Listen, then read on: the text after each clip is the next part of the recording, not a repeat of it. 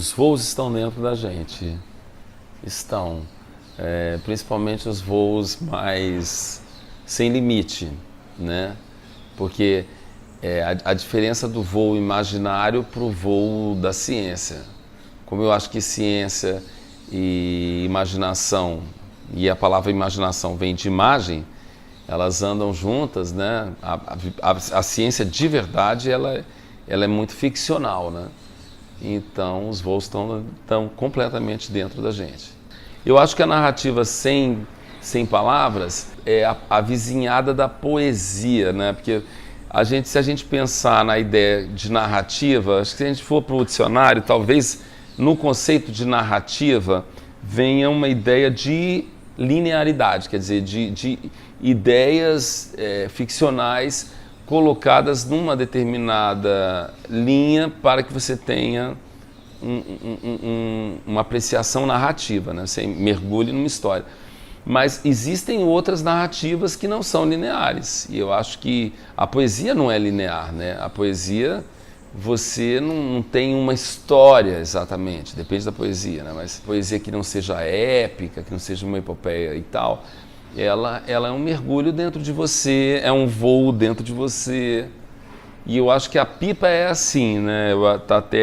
Ela tem essa coisa do poema-imagem, do imagem-poema, de uma leitura não linear, porque eu acho que a gente precisa disso. A criança não é um ser linear, normalmente, né?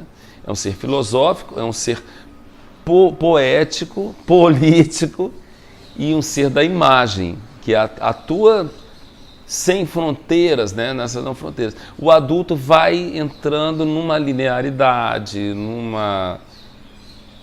assim, de certa maneira, o mundo produtivo pede isso dele, mas muita coisa fica de lado, né? Assim, quando a gente abre mão da poética, abre mão da leitura não linear.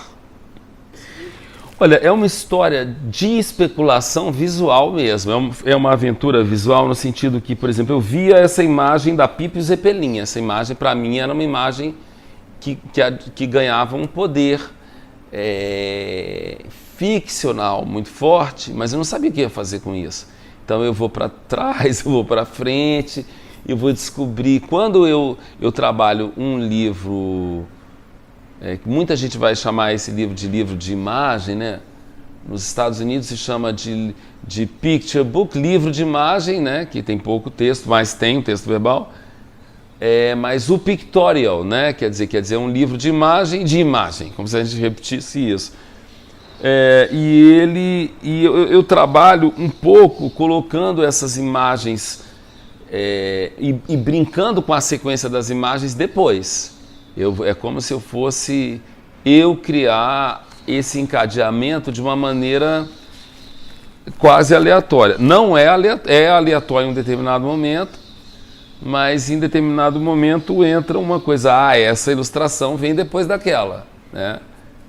E agora a ideia é não sugerir tanto uma linha ficcional, é para que cada um possa, porque senão perde o sentido. Se é muito claro o que aquela história quer dizer, na verdade não tem texto, mas tem um texto sugerido, né? E o que eu acho legal é a criança, o adulto também, que vai...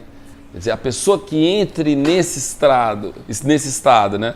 Um livro infantil é um livro que também convida o adulto a entrar nesse estado criativo, né? Eu gosto da palavra em língua portuguesa, criança.